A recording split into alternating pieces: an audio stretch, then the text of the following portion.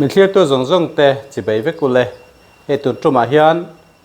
class 9 mathematics compound interest ha kan zir do na he kan zirlai tur hi ngun taka lo ngai tha a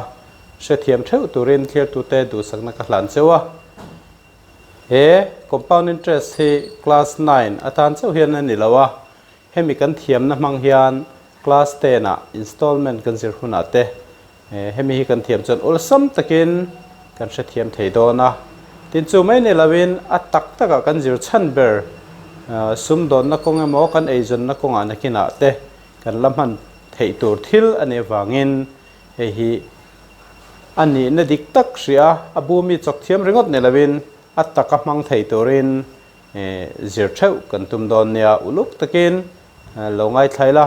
hriat thiam lo te zobel du te mo engamo kan nei ni chuan comment section kaltlang te pawh khan zawt te kan zawt thenga in thlahung ho loin ron zawt ula in thiam a thiam na tak tak in nei kha ka du sak ber chule he video kan siam chan ber chu ni ti kha kan sei du ani he video en tu ten a tha kan ti ni chuan khongai takin like te khamin lo me sak ula tin adang zel te kan en thein turin subscribe button a khan min lo me sakula ti chuan video thar dang kan siam zel te zirlai thar dang kan upload te kan lo mu zel thei don ani interest kan han ti hianin mizo tong chuan apung tina ani meya poisa kan va puk te hanga khanin kan puk khan pung ani ta thatin in emo kumtin in emo pung alo nei ta a chu apung interest tin se ni a interest he chu dan chini awma pakhat chu simple interest tin ya pakhat le chu compound interest ti ani ta ni heng apung chu dan te he kan hriat theina turin tlem zong kan soilok anga lekina kan boilo na turin tin kan zirlai tura hena thena ve tho box sia simple interest kan ti khi chuanin atinan kum tin apung tur khan lo puk taila kum som chung po lo puk mai la kha kum som chung khanin kum som chung tan tin an chut lok maya a capital atang khan kum som tan han chut ringot ne kum khata cheng sang khat zelin pung ro se ti lo ni ta se kum som tan chon sang khat voi som ti top ringot don ani ma ro chu compound interest a khi chon ani ve lawa kum khata a voi khatna cheng sang khatin lo pung ta se a kum le mi turan han chut le kha chora kum ni na kha chon heta a capital a ti ra ka puk ba ga khan cheng sang khat a kum khatna pung kha pung nei turin an chut tel ve le ta etina atira sing khat ba ni taila sing khat kha va puk taila ti chon sang khat kha kum khat na khan lo pung ta se ti chon kum ni na a pung an chut le do chon sing khat chau atanga chut ta lo khan kum khat na tanga a pung cheng sang khat kha an chut tel le ta sing khat le sang khat ba ang kha lo ni ta sing khat sang khat atang kha na pung kha an chut ta dei me ni chu adang la me na ni a ti chon a formula man a po hin ang lo ta dei ta a ti hianin a formula chu kan lo sei don ta ni simple interest hi tuna lo sei masalo kila simple interest kha lo chu don taila simple interest a chuan tiang hi a formula man chu lo ni ta a simple interest hi SI tin alam toi chong kan riang mai thina SI equal to kan tianga P into T into R divided by 100 ti ta ni P chu enga ni kan ti chuan principal atira kan poisa puk kha principal ania T hi chu kumeng zat nge kan puk a hun rei chung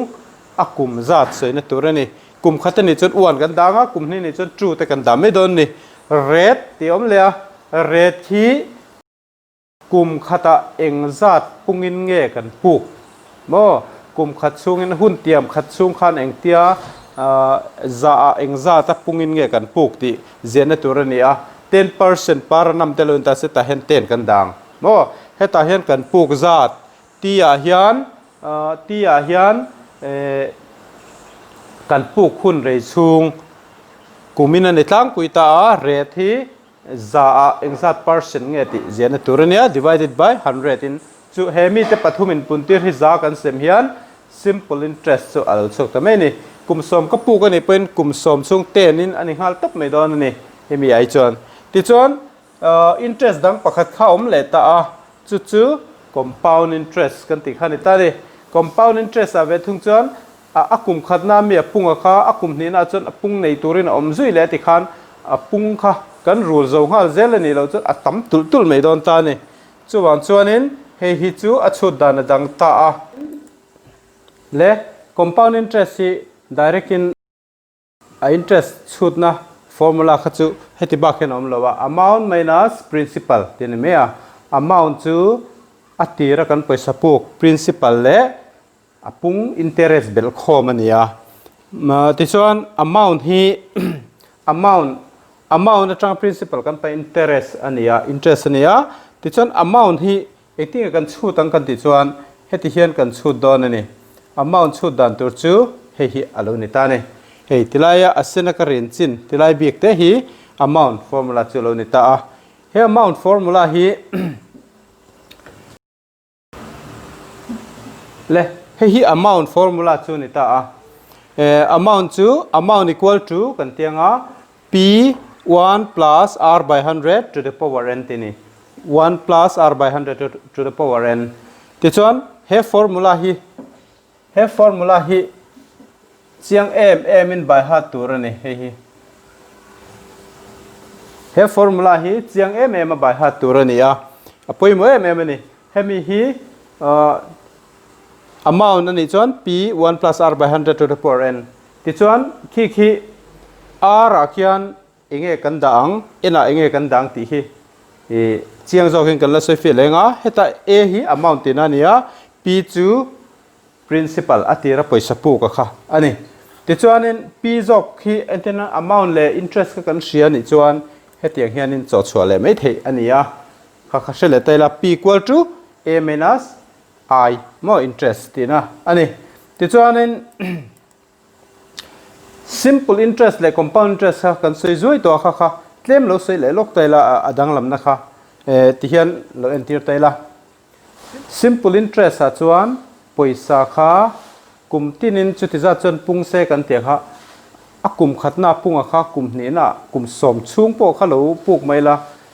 ama kum pung khan punga nei to chuang lem lo ani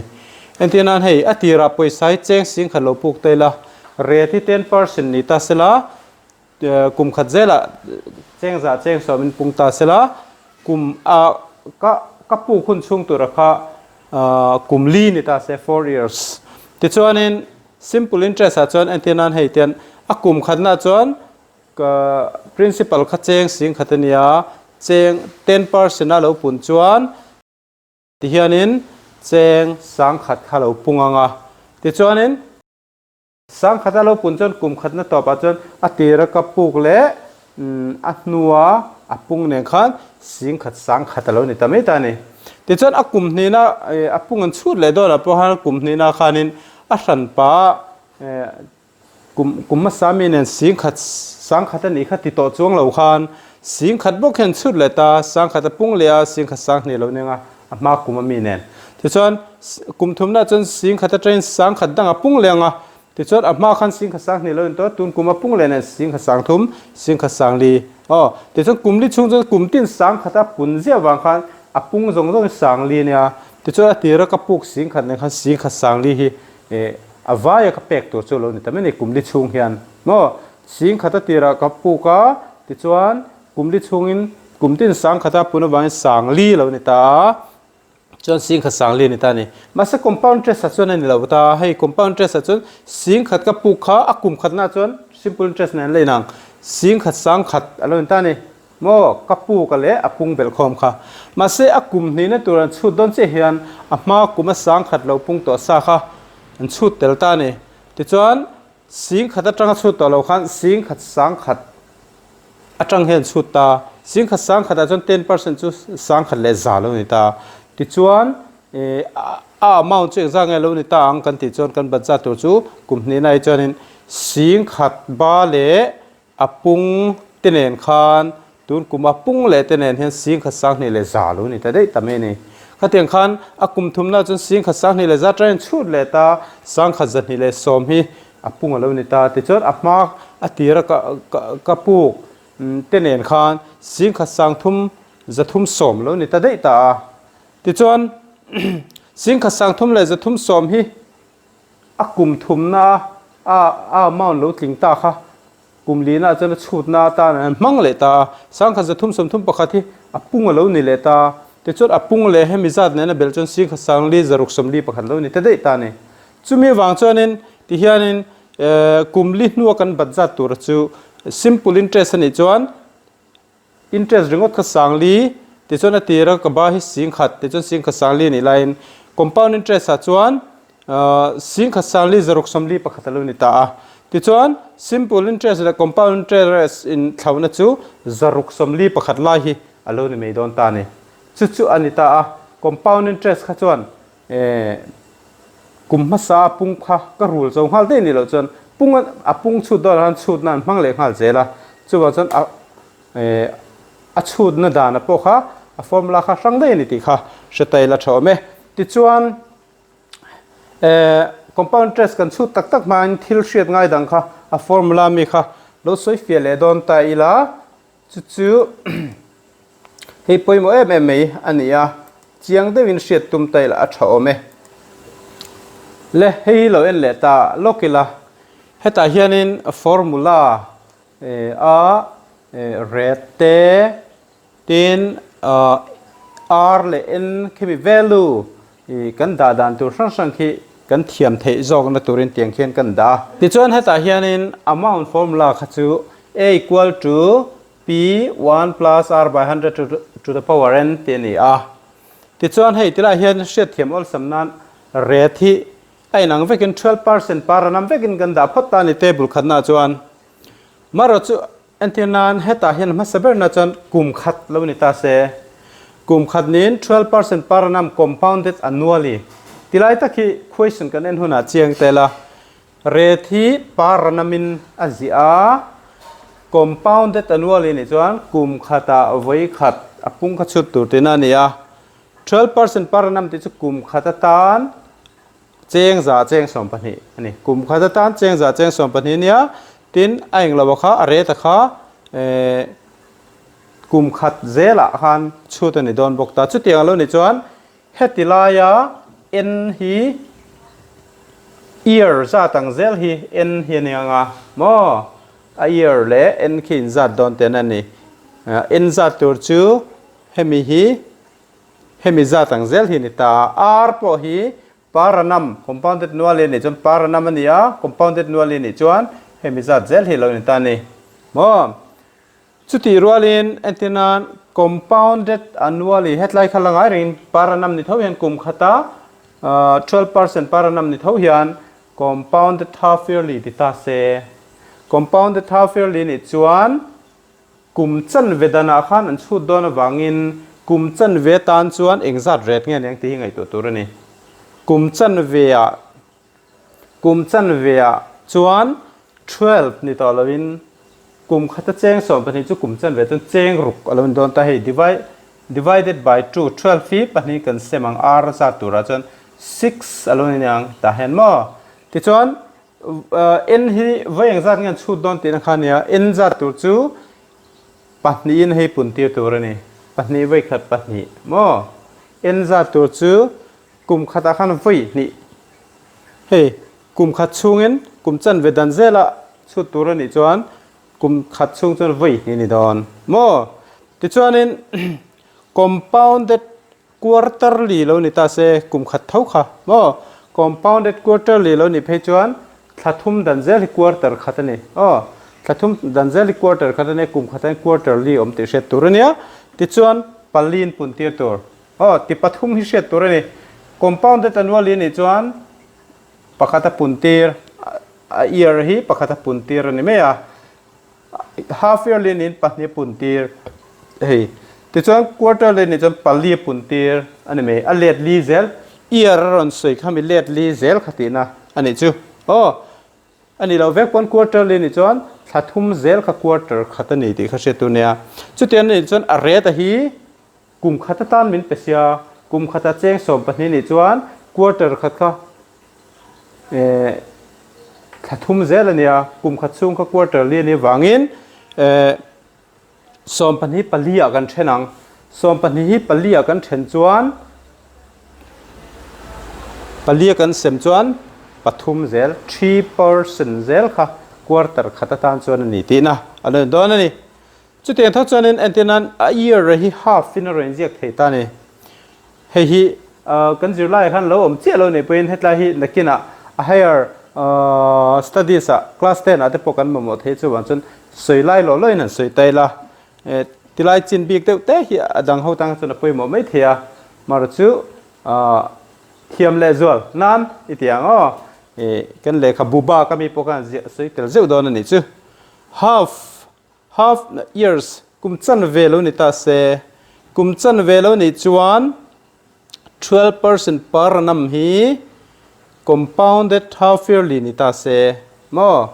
compounded half yearly ni chuan kum chan ve a chuan voi khat che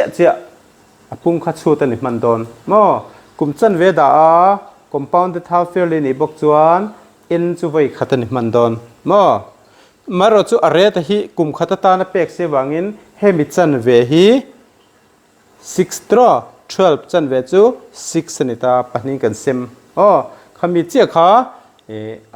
rate a ken da turani rate for half year mo emo half yearly rate kha hemi chan ve hi 6 alon don ta ni chon kum khat le chan ve ti te po khalo ni ta se kum khat le chan ve 12% per annum mo compounded quarterly lo ti ta si se mo khatiang lo ni pen quarterly ni chonin a rate hi pali sem tur kan ti khamo helai pon sei to kha thinianga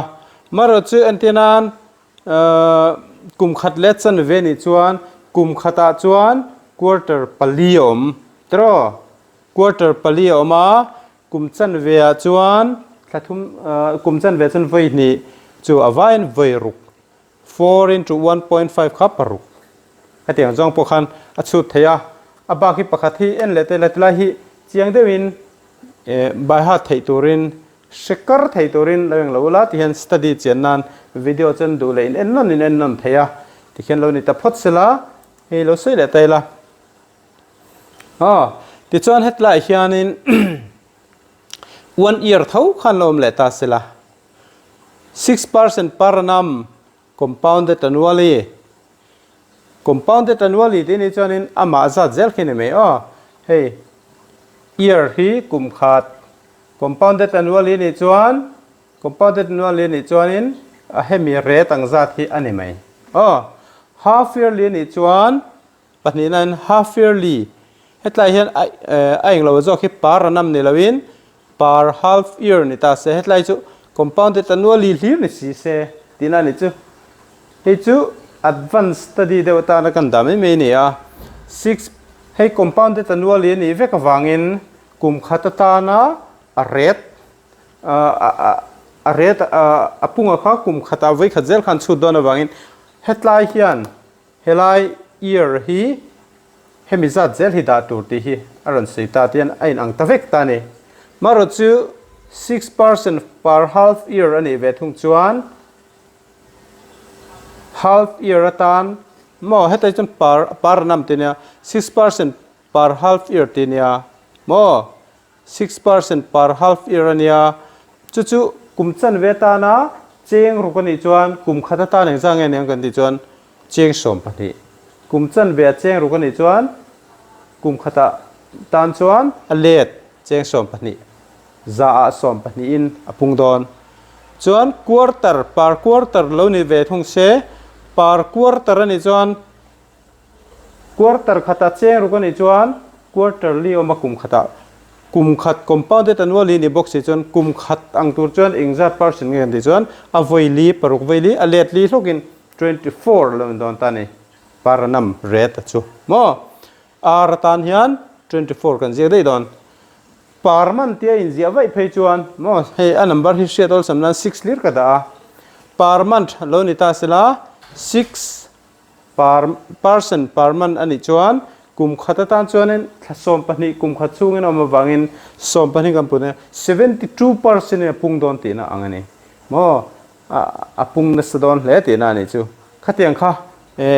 a re ta khat lom de wangin tru lek te po khalo in jek ma sela tru le ka in je khan parman nge par quarter nge par half year nge ti hi a re ta kan chian em ngai ta ni kitlai ki a helai red person in zia ke mo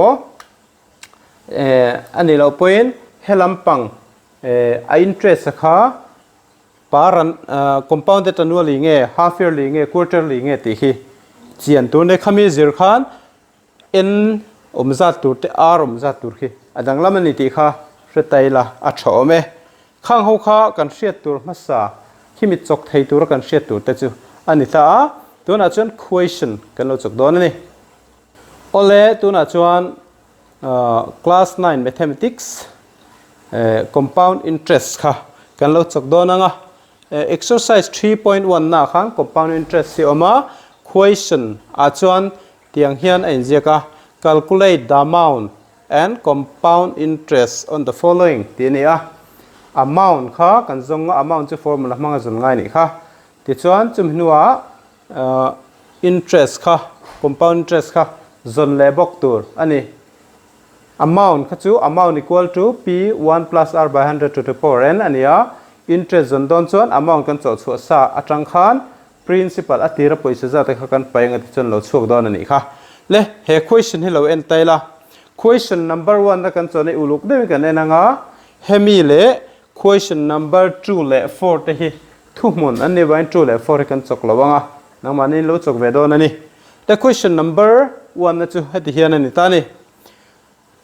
rupees 5000 for 2 years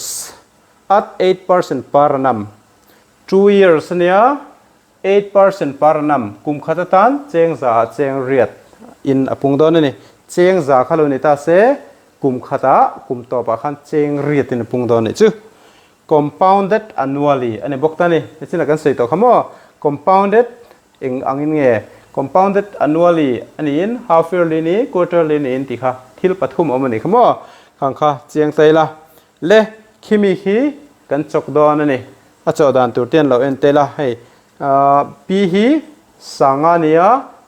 t hi 2 years nia rate 8% per annum compounded annually ti ni kha ti hian kan chok don ani ti hian kan zia kang p equal to ti hello nia ti chuan 2 years nia rate hi 8 ani kha 2 years time hi 2 years ania ti chuan rate kha 8% per annum compounded annually ti ni ti chuan compounded annually ti ni chuan a formula khan n kha kan mamwa n tur chu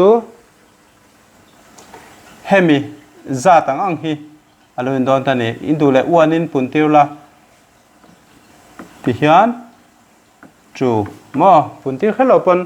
compounded annually ti ni re chuan year akumaron ziang zela kha mi zela hi en hian atluk don ani ti chuan a formula angin kan chokanga amount chu a ania amount equal to a formula hi logic taila p1 plus r by 100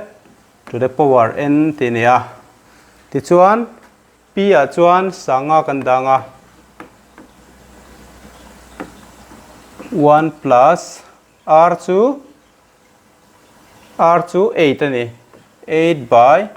100 to the power n chu 2 n khi 2 alo ni dona ti chuan hei hi kan chok te ang hei hi kan chaw te chuan pahnin chotet lo po hin thei thawa ma se chok te la ul sam zoka pahnin avoi som nga pahnin avoi li pali chu kan chotet la chon palin avoi ni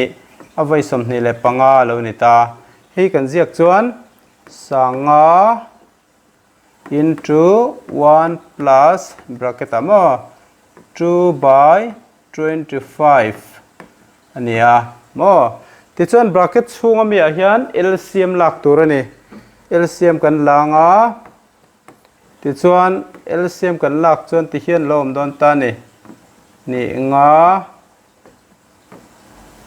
hei one no and one oma one in ron sema avoi som ni panga ni nga voi khat som ni le panga mo ni nga plus ni nga in voi khat pakhat voi ni pahni ti hilo ta ni tichuan tiền tiền thì chuan khi thì hiện là lâu nít ta thì chuan khi hết tan kan dễ ra amount equal to sanga into som ni le ni nga le pahni chu ni sari ni a som ni le pasari by 2 power square ni a 25 jok mo thì chuan hei hi sanga into ni sari square khani ta ni ni sari square le ni nga square ti na ni bracket khian chung le hnuai khian equal khung ve ka wangin 27 by 25 voi ni omang ani ta ti hian voi ni omang ani ta chok te ang chok te la ni nga in hi ni ngain som nga hi avoi ni ania chuan bial voi ni la omanga mo chuan hemi ni nga hian avoi hriat alo ni ta ti chuan 8 into ni sari into ni sari ni sari into ni sari alo ni ta chu chu engzan nge kan ti chuan 8 into 7 to 9 alo ni ta khi kan puntir nga 5832 lo don ta ni 5832 hei khi amount chu lo ni ta ni mo amount chu khi lo ni ta ti chuan compound interest ka kan zon ton chong compound interest chu amount na tanga interest pai khani compound interest equal to amount minus principal amount na tanga principal pai nia amount chu 5832 nia 832 minus principal kha tirami kha sanga ni ti chuan hi engzat nge kan ti chuan 832 hi alo ni don ta ni ti khian amount le compound interest chu kan lo chok zo ta khi tiang mang khianin question number 2 le 4 te kha kan chokanga question number 2 le 4 te hi ania heng te khian uluk te gen enila a chodana kha thumun ve ka number te khi dang lam me ni ti kha se te la thaw me le question number chi sang kan lo le question number 3 hi tlemin adang lam seta adang lam na chu a ma mi ya kha chuanin a year te a rate te kha number pa ngai ve ka nia tuna mi a chuan a year hi ti hian 12.5% in paranam compounded annual year on tetane rate hi 12.5 ti ne mo 12.5 ponorin da thea hi tianga ron da khian engtin ge kan tiang ti kha kan se theina ti hian da khi kan chok le don ta ni le heta hianin principal chu cheng sang riat ania kum hne ta na nia 12.5% per annum compounded annually ni annually thau chula ni dang lam na chu tlem hle mai le kan lo zia kang ta hian pi chu cheng pa som sa sang cheng sang riat ania mo ti chuan red kha 12 and half tin ya 12 and half tia khian kan zia dan tur chu kan tipum don ni pahni in hei hi punti rang pahni voi som pahni tianga som ni pali lo nianga ni li chon achunga number 1 hi i belang mo pahni voi som pahni som ni pali he ta chung number nei hen ni nga 25 by 2 tihian ni nga ki pahni nan sem le mala avoi som pahni nia 1 la banga kha tikhan sem turen da chunen chon ai nang tareng ta ni tikhian alo ni don ta a tichuan time kha 2 years ania 2 years ani hianin n chu paranam te ne wangin n chu 2 lo ni ve mai don ta ni hi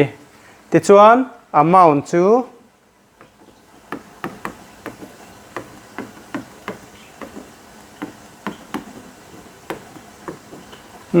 khi amount formula khania tichuan pia sang hriat tichuan pia sang hriat kan tianga a ra khian 25 by 2 ni ta ni 1 plus 25 by 2 hetain 100 alo om sa a mo hnuai 100 om hi ti hian om meang tichuan power 2 tichuan hei hi ta hianin kan chok te theia chaw tet lo pon kan du le kan ti thei tho boka kha hriat tur ania chaw te hian atlang pui thuin kan chaw te chuanin chaw kha nuama a hretela hian kan chaw te chuan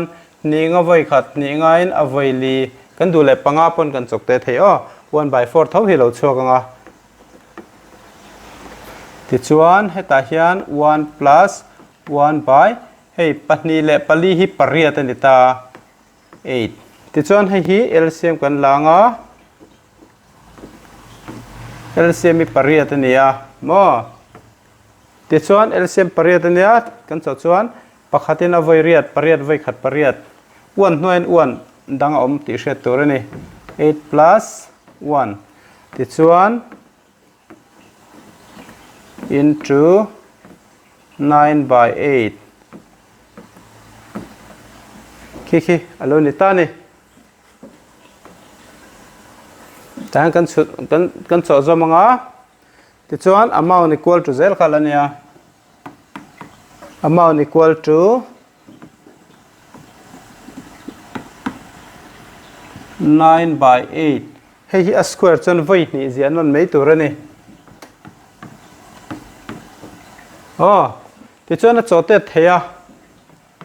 pariat hianin kan chaw te chuan a voi som tro hi alo nianga tichuan pariat tin sang khat khi kan chok te lenga hemi hi hei hian a voi khat hei hian 1 2 5 tichuan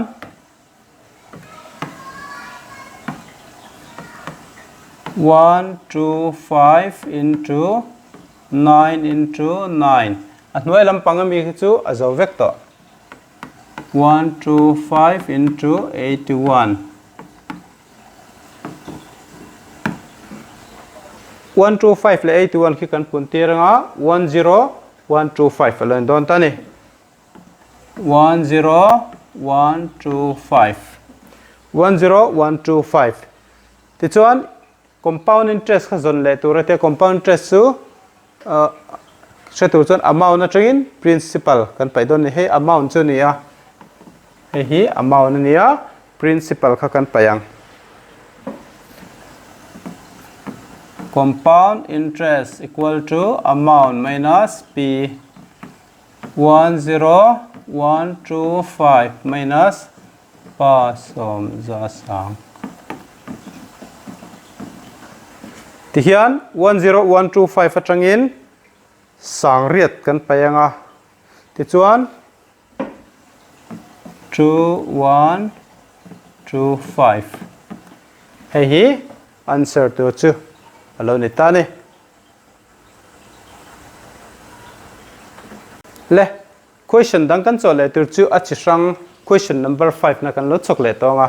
question number 5 na I chuanin enge ama mi ne na kan cho dan adang lam tu kan ti chuan principal te a year te kha chu angaya ma se tila ai hianin 10% par annum ti ba ka hian compounded tilai ta ka hian en taila compounded half yearly kumchan vedana apung kha achhuta ni don ta ni kumchan vedana kha hriat compounded half yearly ani chuan mo ti chuanin hemi 10% par nam ti chuan kum khat re ta khamin pe ni kum khata cheng som nia kum khata cheng som khama se kumchan ve ta nai chu don chuanin achan ve khana ret khalak ngai don ta ni kha hriat tur nin ta kum khata tan cheng som ni chuan kumchan ve chuan chenga hemi chan ve hi lo nenga tin kum khat chung kha apu ka ase kumchan ve zela chuta ni don chuan tumeng zar ngan chut manang kumchan ve a zelan chut chuan kum khat chung chuan voi ni mo khatilai kha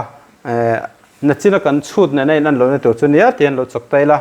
hei principal hi zania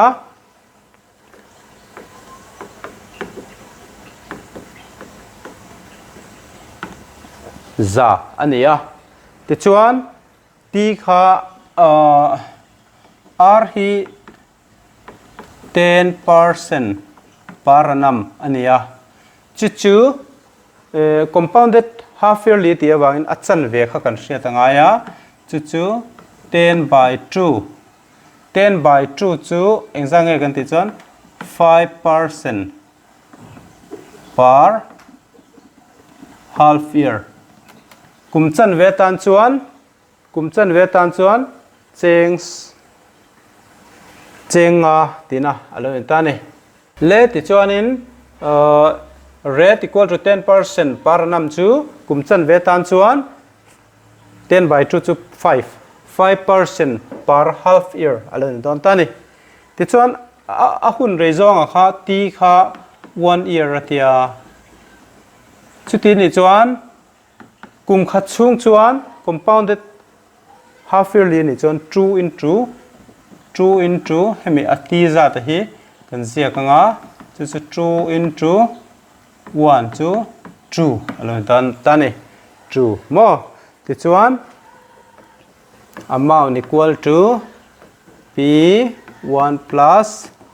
r by 100 to the power n p chu cheng zania 1 plus rate to 5 by 100 to the power n to 2 ti chuan za hei kan chok tenga panga hian a chote the pangai na voi khat pangai na voi som ni chuan LCM kan langa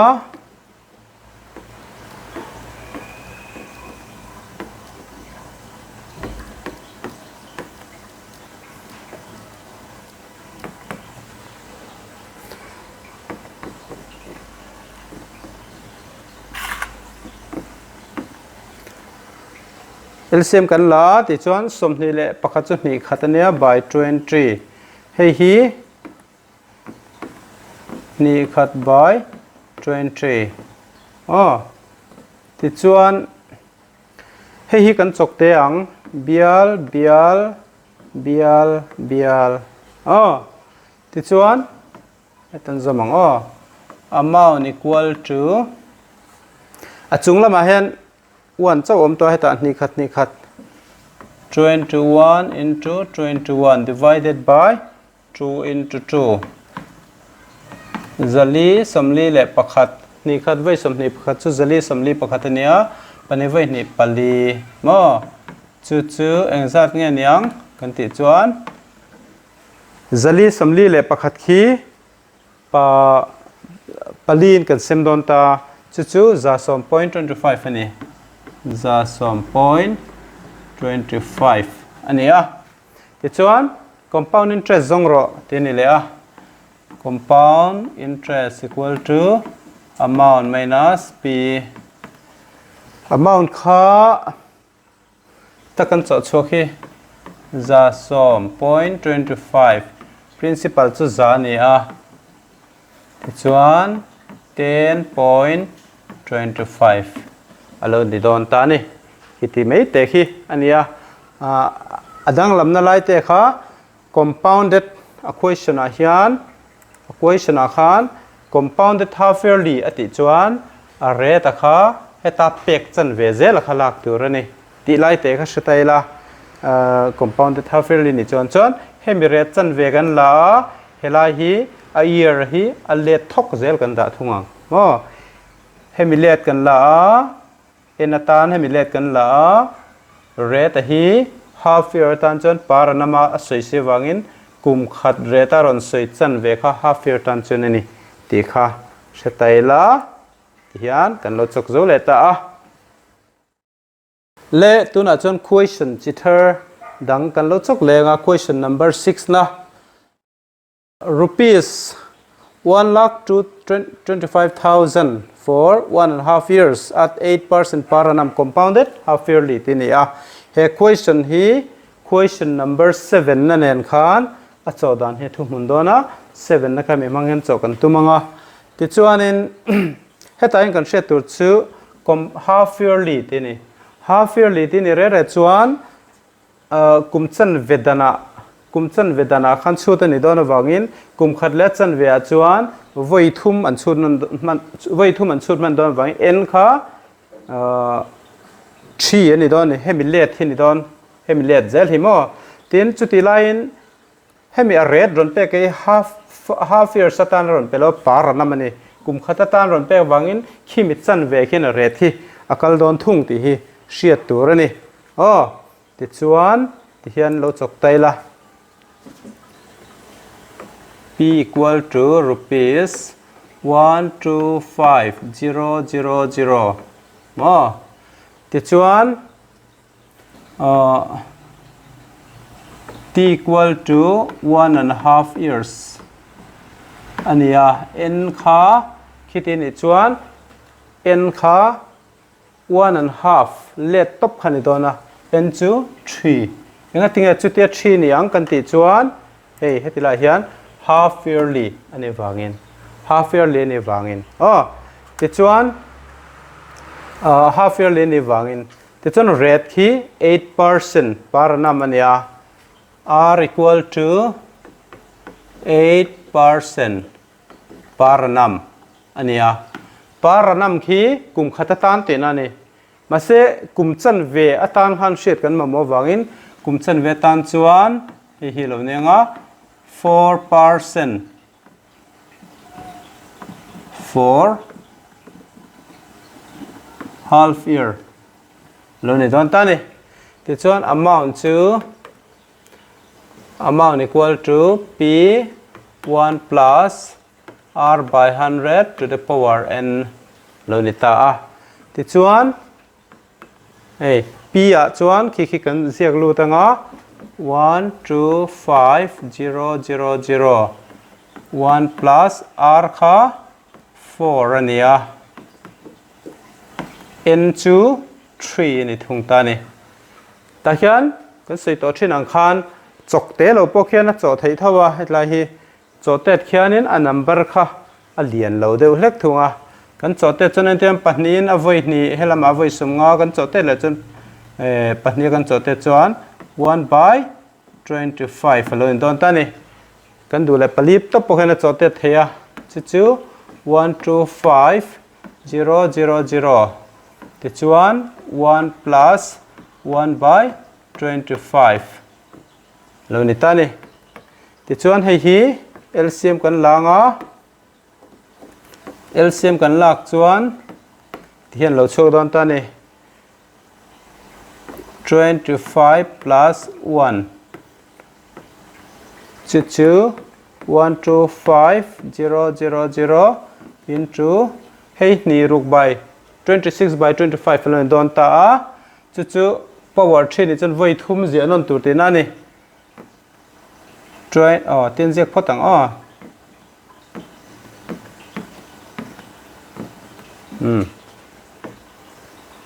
thiam lo te om the nia ti hian ziak photang a equal to a equal to 125,000 into hey power 3 is on voi thum zian an tur ani 26 into by 25 26 by 25 26 by 25 mo a power hi pali ni chuan in voi li zian an tur khatiang zel kha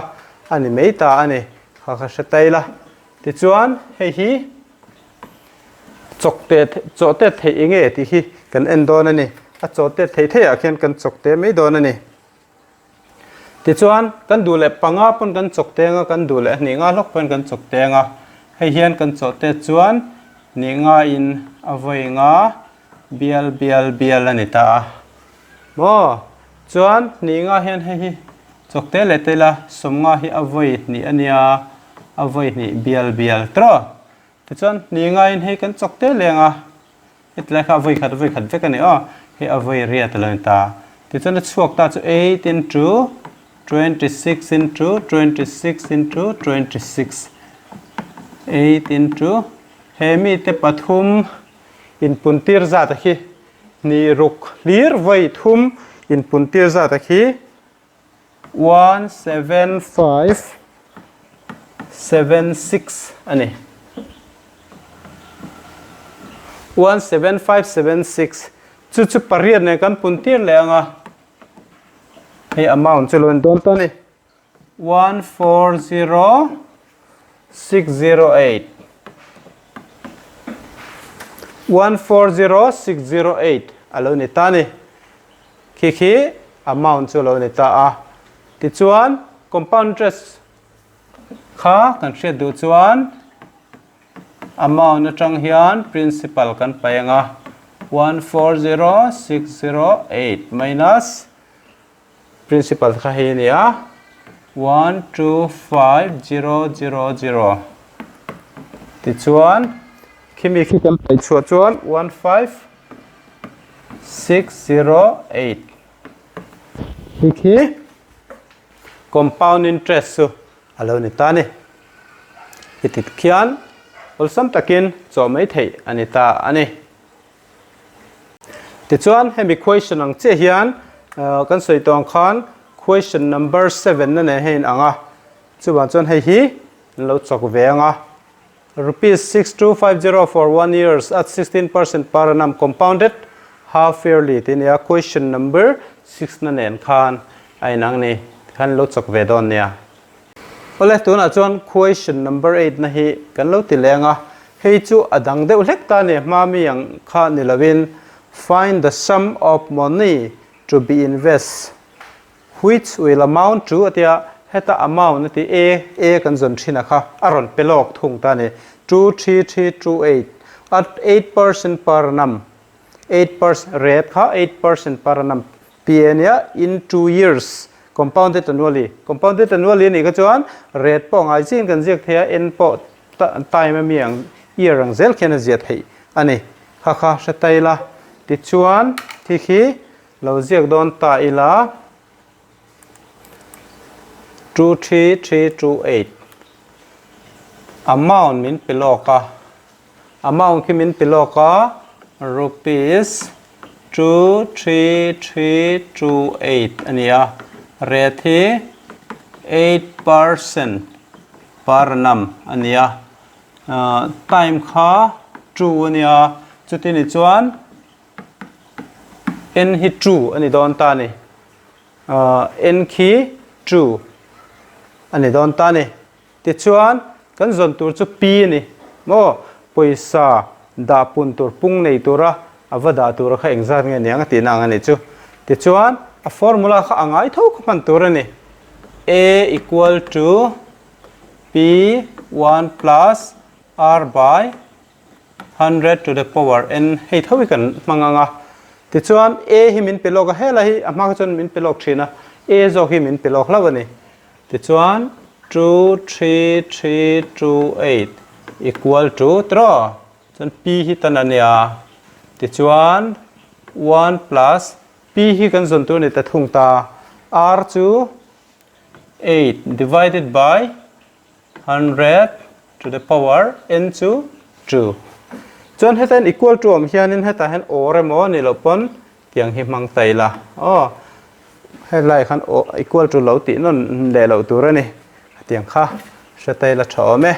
ti chuan hi a chaw te thea hei entinan pahnia ka chaw te chuan a voili hei voi som nga nenga chu pahnia ka chaw te le na voi ni alo nenga helam ni nga lo don ta ni chu 2 3 3 2 8 b 1 plus 2 by 25 ti hian mo kan chok te don ani chu pali in kan sem ve ve nga ngai tai la ti chuan 2 3 3 2 8 p hi LCM kan lak chuan ni nga plus 2 ti chuan p 27 by 25 square 2 3 3 2 8 le ti hian p equal to kha zong tur kan nia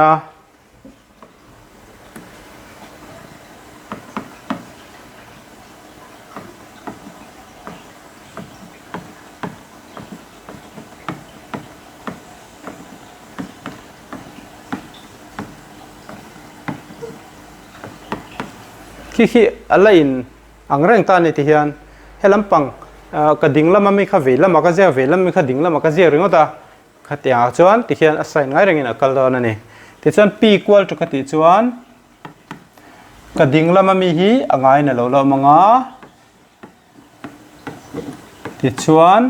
hei hi ti lai ta ka me hi mo 27 by 25 ti lai hi 25 ai le ling thung don ta ni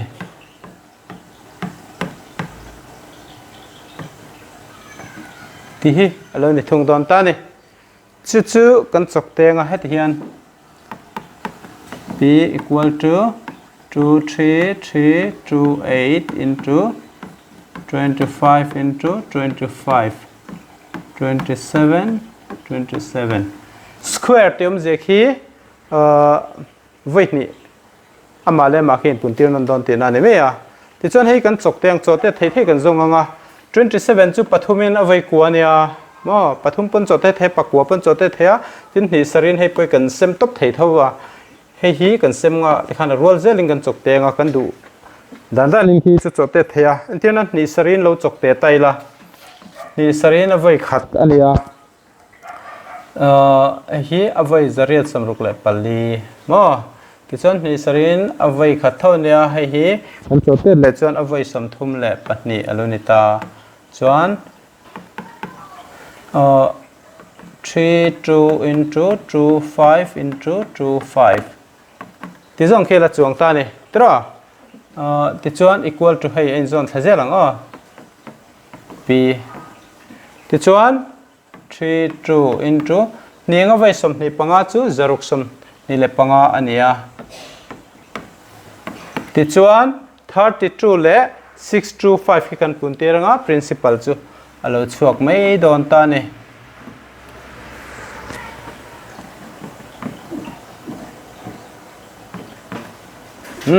ti chuan principal chu engzat nge kan ti chuan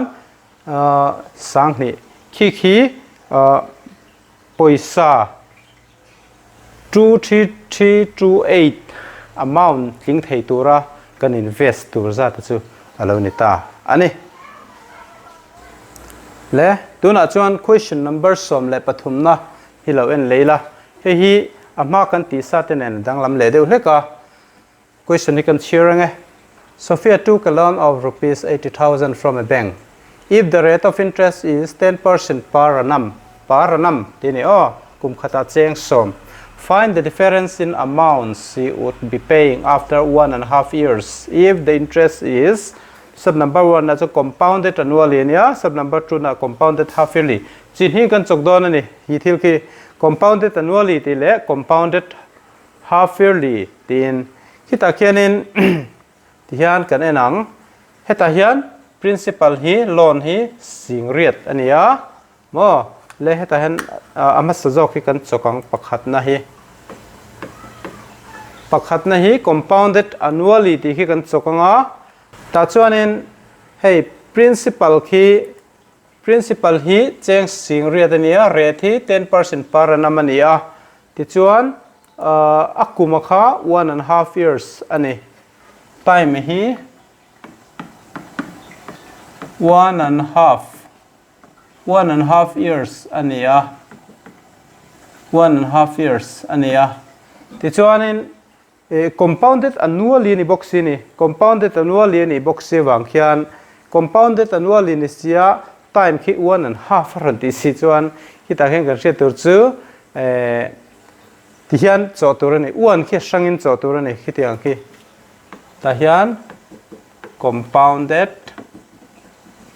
annually in kan chok don compounded annually in kan chok don a ta chuan ti hian kan ti photang after 1 year ami tur hi amount equal to p1 plus r by 100 to the power n khami te kha kan chok thau don ani 1 plus r by 100 to the power n kum khatang khen kan chok photanga akum chan ve khi sangin kan chok meang chutia kan ti lo chon khi boi thak tlata ti chuan cheng sing riat chuan 1 plus rate khi per annum khan 10 ania 10 chuan kum khata tan chau kan chaw vain 1 ani mai power hema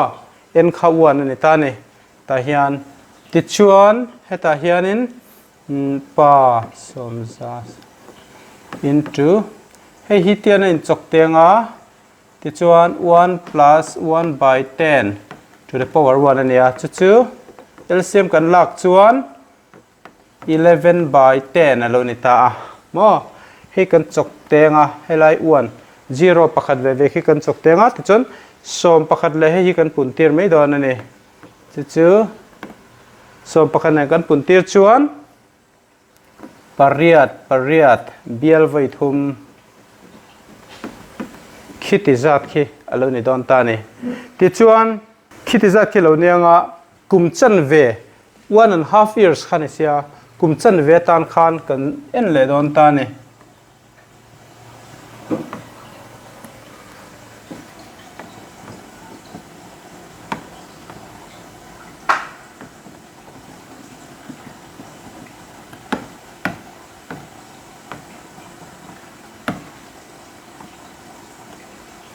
after 6 months ti hi kan en le don ta ni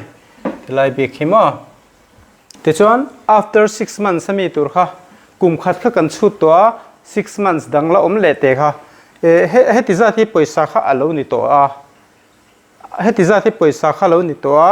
chu paisa ti za ta hi principal a khanin singria le sangriat atang khianin kum chan ve a apung tur kan chut le don ani amount chu singria le sangriat into PTR by 100 simple interest ang khan me voi khatcha ani dona he hi kum khata tan cheng som a rate ani wangin kum chan ve tan chuan 5 hemi chan ve hi lo nenga 5 by 100 ti hian ti mai tur ani hi kum chan ve atana han cholok na tur khan ya voi khatcha ani a into 1 at time kha PTR by 100 ang pon chok don la 1 thau ni me a ti chuan bial pahnih hin chok tenga sang zariat samriat into 5 equal to 0 draw ti chuan pariat pangain pangavariat somli akalpin and li ti hian he hi lo don ta ni khi amount chu lo ni ta te chuan 1.5 years ta na abel khom tur chu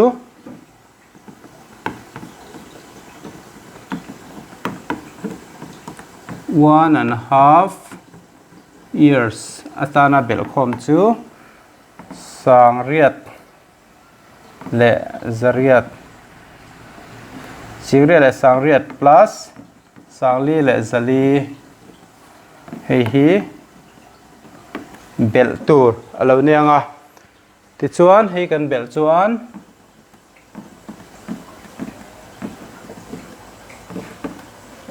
sing kwa le sang ni le zali 92,400 alo ni don ta ni khi compounded annually kan choina nia tuna compounded half yearly in lo ni ta se engtin nge kan chuang ti kha kan lo en lenga compounded half yearly in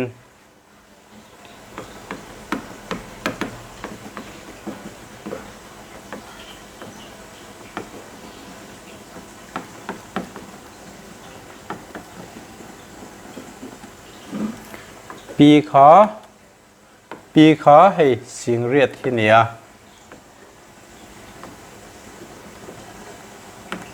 mo rate kha 10% per annum ania chu 5% per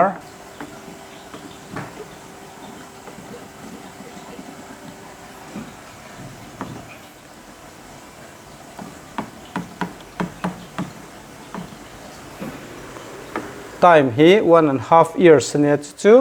half yearly n equal to 3 compounded half yearly ni chuan t equal to half years ti kha n equal to 3 lo ni don ta ni ti chuan kan formula man kha a equal to p 1 plus r by 100 to the power n ania ti hian hetai chuan in chopa ngai khan ma mi khan cho thlap thei ta pa som sa sang sing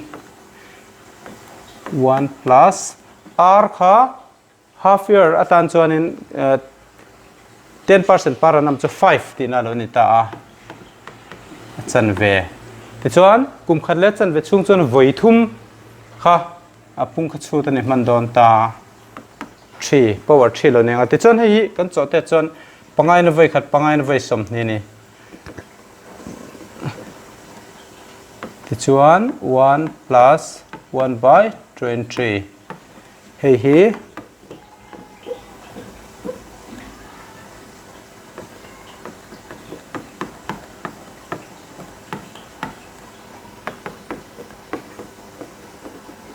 LCM ti hian kan lata LCM kan la 21 by 23 power 3 mo ikhilo ni ta ni ti chuan hei hi kan chok te do na amount equal to hei hi 21 by 20 hi power 3 ni chun voi thum zia tur ani me a 21 by 20 21 by 20 21 by 20 ti hi lo ni don ta ni hemi power 3 ni chon voi thum zia non khani me a chok te tai la bial 0 pathum te khin chok te nga ti chuan pahne na vai khat pahne na vai som li pahne na vai khat pahne na vai som ni pahne na vai khat pahne na vai som ti chuan 10 eta 21 lir voi thum pun tir khi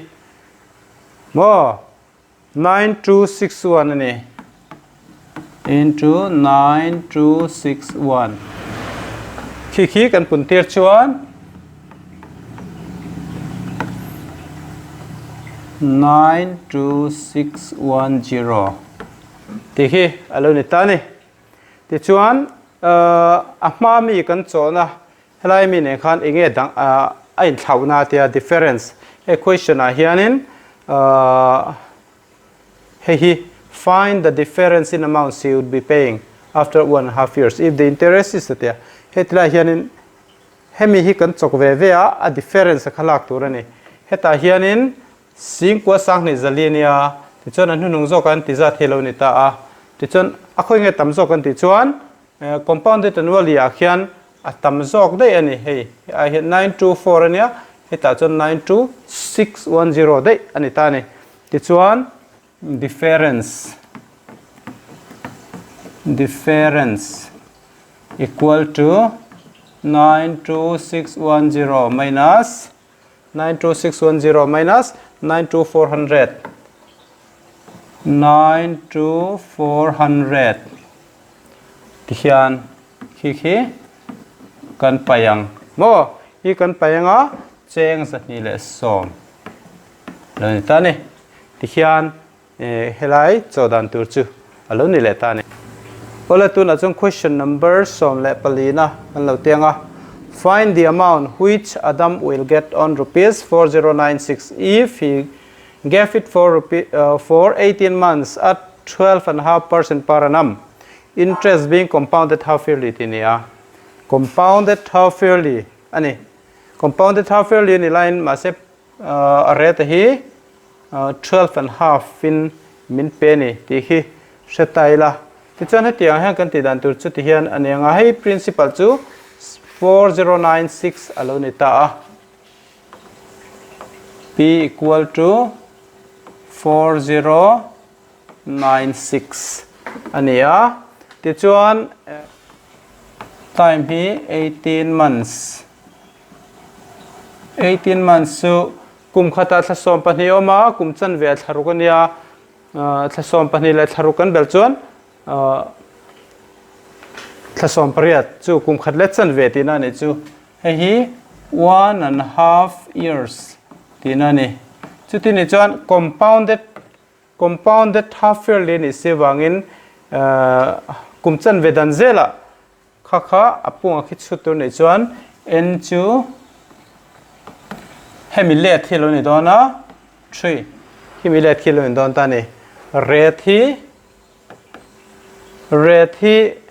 12.5% per annum ni thungani kum khata mo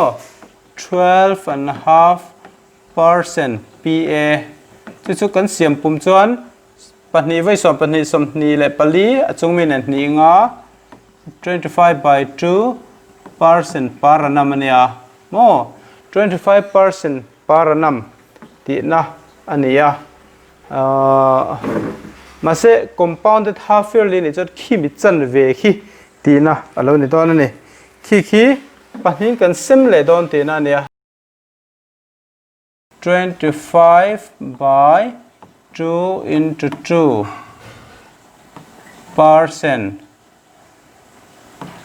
25/4% per half year alo ni don ta ni formula ang khan amount kan zonga amount equal to p 1 plus r by 100 to the power n ania tichuan p chu 4096 1 plus rate kha 25/4 nia 25/4 chuan 100 khata hian om sa boka hnuai hian mo chuan n kha 3 ania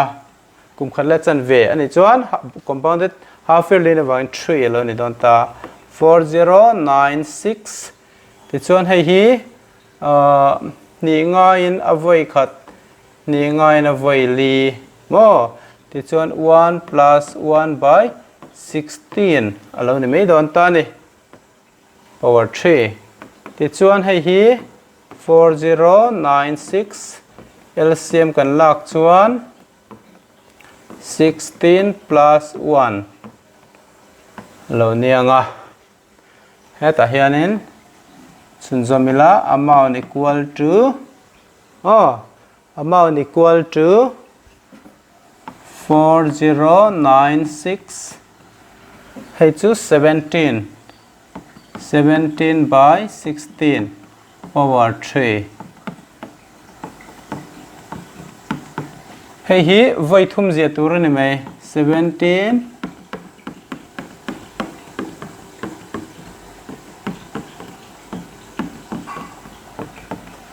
ti chuan khi chote thei om em ti kan na kan du le pahni pon hei le achung le hnoi mi kan chokte nga kan du le pali pon kan chokte theya pali na vai lin me a som paruk pu khen kan chokte theya som paruk in avai khat avai zani somnga le paruk ania ti chuan som parukin kan chokte le nga avai som le paruk ani le a tichuan som parukin hei avai khat alun ta aral ta vek ta ni mo aral ta vek ta a tichuan som pasari into som pasari hei chau hi lom tonga chu som pasari hlir vai thum in puntir zat hi amount chu lo ni don ta ni chu kan puntir chuan 4913 hei hi alo ni don ta ni khi tu na mi chaw dan tur chu alo ni ta ni question number 14 mi chaw na chu hi zong hi alo ni ta ni ole question number 15 na lo en le taila. The difference between the compound interest and simple interest for 2 years at 10% per annum is rupees 50. Find the sum tinia.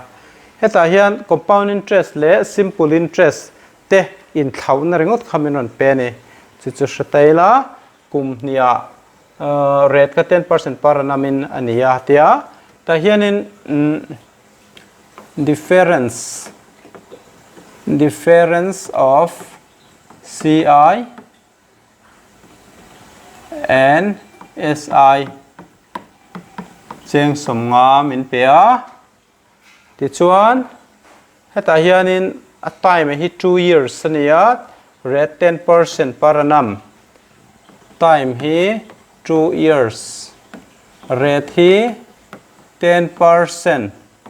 per annum ani khi te khi min pe ni ta hian in principal ka kan shela khi tiang kan shela chuan atirami asam makha kan share lo wang let the sum be emo let the principal be rupees x emo kan ti me don ani let the sum be rupees x kan tiang mo ti chuan principal p kan tiang aya khan x clear khi kan da don te na ni ta ni ti chuan compound interest kha compound interest hi kan zon chuan amount minus principal te ni thena hi amount chu p 1 plus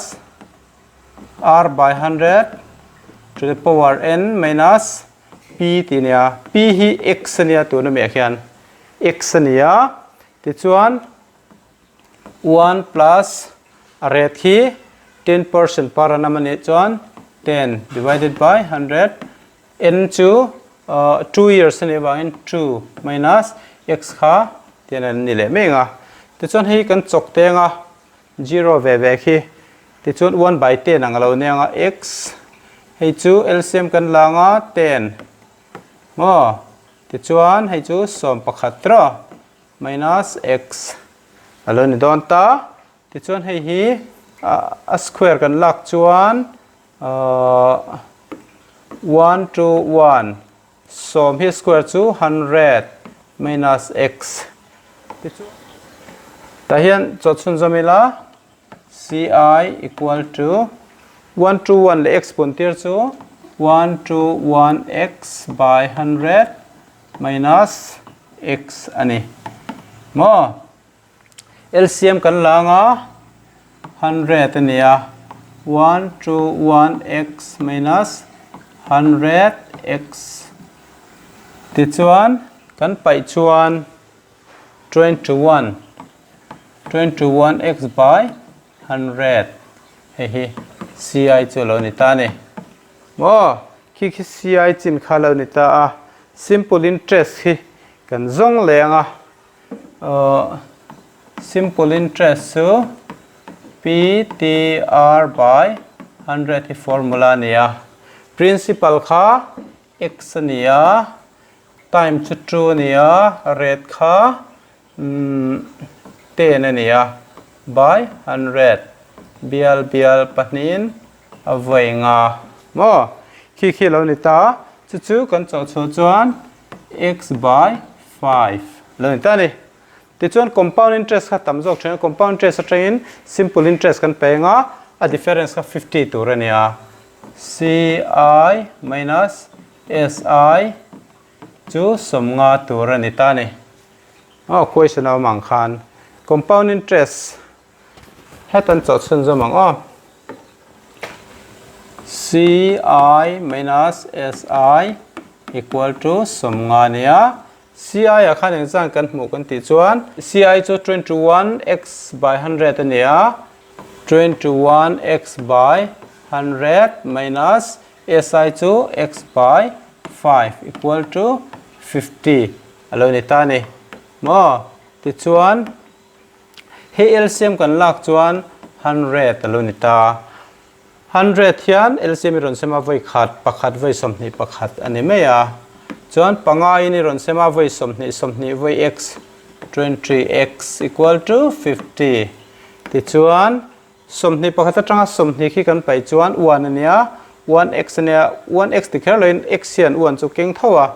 by 100 equal to 50 ti chuan x equal to 50 into 100 equal to pa som za sa ti za thi alo ni ta ni chuan x nge ni kan ti chuan principal sum of money akha anita therefore